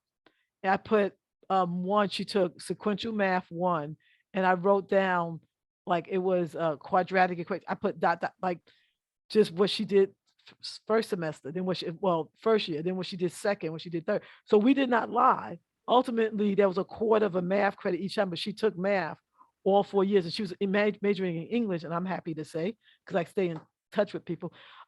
She went on to graduate school. She went to Taylor University. She majored in writing. And she took college algebra when she got there again. So you could do one or two things. Sometimes as homeschools, we think like, oh, I got to do it like public school. I got to do it the whole year. You just have to accumulate the hours. So you could get a really good book that reviews math, like Algebra for Dummies Mhm. or something like that, and take it through it. She could, I'm gonna try not to look at the you could do like that, or something interesting. And again, because I work with special needs students all the time, and it's funny, I've had some people come and they'll say, oh, well, my kid never did whatever. We also have the summers. Sometimes we don't do that. We have the summers, you have 6-week break. You could do something if that's where you let them go on their own and do whatever their strength is, but you work on that weakness for 6 weeks, accumulate those hours, because it's more accumulation of the hours I than see. it is anything else. Yeah. So you still can. And also there's different colleges. There's some colleges, they don't, like most of the community colleges, they don't care they don't care that they haven't done everything. So you could still go to a community college. Okay. A lot of the online, I won't say all of the online, but some of the online colleges, the bar is just not that high. Sometimes they try to scare you away. You could go there. She doesn't necessarily. So before you panic, my suggestion is that you look at the community colleges, research some of the online options, look at some of the things like when I was saying about like Straight Line and some of the other places that might have that you might have give you an option before you just think, okay, she's not gonna do it. Okay. I appreciate that. Welcome. Okay, I saw something pop up in the chat, but I tried not to read it. Yeah, I got it. It Okay. Teresa asked, and I have my thoughts on this, but that's okay. And we're not here for me. Teresa asks, would you say an online high school program, for example, Penn Foster, has any benefits for college entry? Friends have gone in that direction to get a diploma. I'm not there yet, just entering 8th, as previously mentioned. Oh, okay. So I don't want to. Okay, how do I say it without being sued? Can we just change it, the name? Say any accredited online high school. Right. First of all, some of them that say they're accredited, they're not. You have to go and look up distance, and I could tell you, just put it like that. You have to go and look it up. And some people say, but no, my school district accepted it. But if your kid ever really went for something else that was really like, that they might, like they're really going to check up, particularly if they were going like for nursing or even police officer, something like that, they will check up. You can't just say, oh, it was accredited. They're like, no, they'll look it up. And it's not just what the college says, it's going to distance, I think it's distanceed.gov, like seeing, first of all, if it's really accredited. And colleges don't necessarily look at that. What the college wants to see is if is it college preparatory. And if the college preparatory, that's really it depends on how, rigorous you want to go to. Is it an assertive, rigorous program? And I think I probably should be quiet after that. But why don't you say what you were going to say, Tina, because you could say it. She says, Tina, your face said everything. Yeah. This is Did true. I say it? Did I say it gently? I was trying to say You it gently. did say it more gently than I would have. I was just talking with Jackie, is the chapter leader, Brooklyn Leah, and I was just talking to her earlier because what my mouth doesn't say, my face usually does. I will say. No, just go ahead and say it, Tina, because you can say it. Nobody's going to look you up. Yeah. They'll look me up and say, wait a minute. Yeah. If it's just to get a diploma, for New York especially, I think it's not worth it. It's buku expensive. You could do so much more on your own with so much more freedom. Here's one of the things I really have an issue with when it comes to online schools is you are locked just like when they were doing distance learning, you're locked into their schedule. Mm-hmm. So if they say the classes are at this time, that's the time that you got to be at those classes. And anything comes up, there's to me, there's no flexibility there. There's so much more you can do on your own. More flexibility, more time to go into your child's interest, especially if they have a specific college interest. Mine has no interest in going to college, but we are looking at trade schools. We are looking at different businesses that he can possibly do on his own time, while fulfilling regulation requirements. Now, we're no longer in New York. We're actually in a very laid back state to be homeschooling in. But me being the type A mom that I am, no, we're going to do these things and get them done while still doing what he wants. Now, if you're a working parent, and even if you are a working parent, but if you're a working parent and you just see no other way to do this but to put them in an online school, then I say, hey, have at it, go for it. See how your child does. But it's just with the understanding that those are a lot of money. It's a lot of resources. And I think that it's money that can be better spent towards other things. I don't remember if that particular school is accredited, but I know that there are a lot of online schools that say they're accredited. And for New York, accredited means absolutely nothing, because you're not getting a New York diploma. It doesn't matter that your child is enrolled at the school for an online school. You still have to submit homeschool paperwork. And for New York regulations, the point is not where the school is, it's where is the child being educated. And the child's residency is New York, and New York regulations are what you have to go by. So they might be enrolled in that school, but you still have to submit paperwork. You're not getting a New York diploma. You might get a diploma from that school that you can show to colleges, but it's not any better than your homeschool diploma that you'd be showing the same way. Yeah. That's just my 2 cents. To me, it's not worth it. Yeah. And sometimes the programs, again, every kids are different, but they're boring, and it's real hard to get your kids to engage in it, because they're just sitting in front of the computer. It's not necessarily you have to know your child, but for some kids, it's not a good alternative. Yeah, I mean, again, it's funny because I heard Cheryl say it multiple times tonight, and it's something that I always say, you got to know your child. Yep. And if your child excels in that environment, then hey, go for it. If your child, if for any reason that you might have pulled your child out of that environment for any of those reasons of they were just bored sitting in a classroom, putting them in an online school is not going to work for them either. Yeah. And the online school sometimes can be, it could just be very overwhelming for some kids. It's like you said, overwhelming. Even and some people say, oh, my kid is really bright, but even if they're really bright, you still want them to have that spark for learning. So do you want them sitting in front of a computer just filling in, yes, no, and don't get me wrong, there's certain ones that are good, but some, so. Okay, so Georgiana asks, and I hope I'm pronouncing your name correctly, but she asks, regarding the online programs, what about the grades being given by someone other than the parent? Isn't that of any importance? Not really, because they're going to take the SAT. They're going to take the SAT or the ACT. Remember, if you're in New York State, they're also going to take standardized tests every year. So, and I mean, it's not, they don't, you're homeschooled, so they expect there's a certain bit that the parents give them the grade.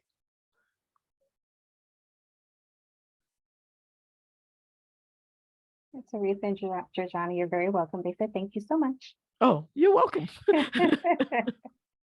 Okay, any other questions? We got about 10 minutes left. And if not, we can call it. Because I'm sure Cheryl's hungry, because I am. I am. I'm thirsty. Yeah, I finished my water a while ago.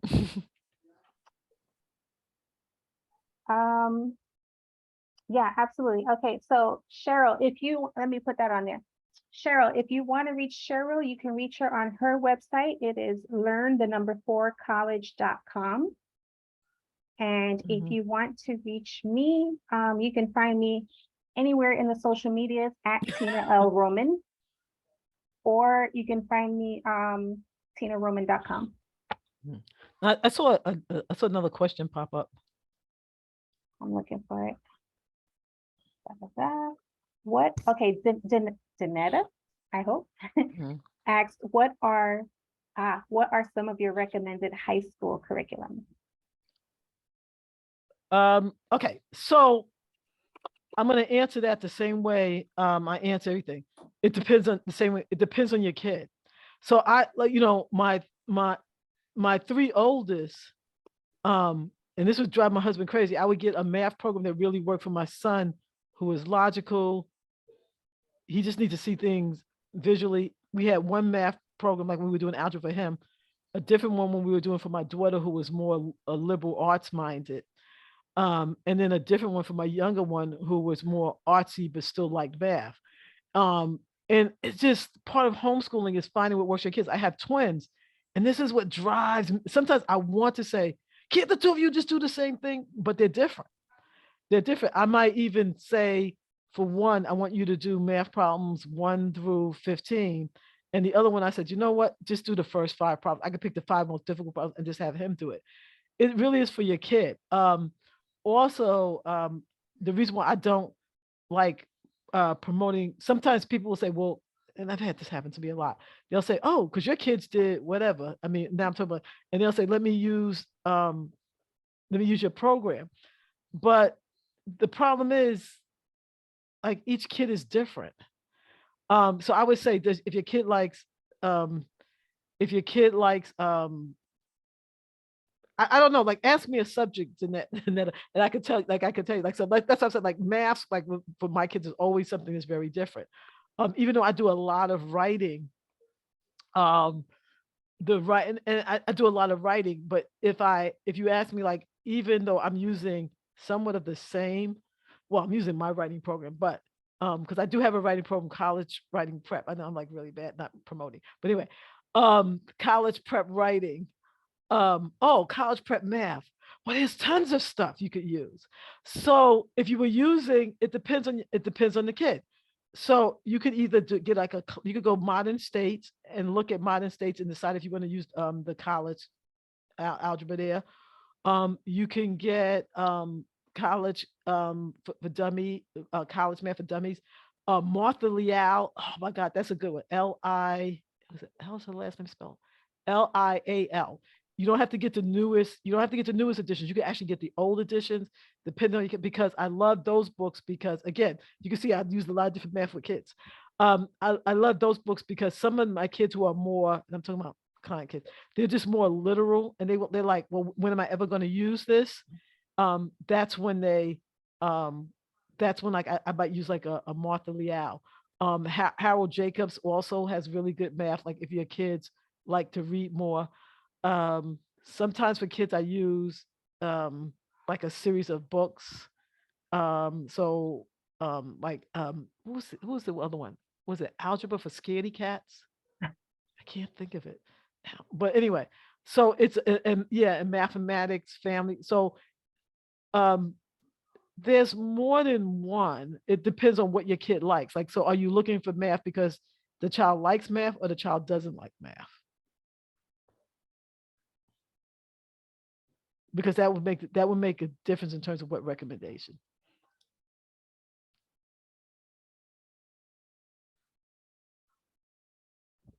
She says she likes math.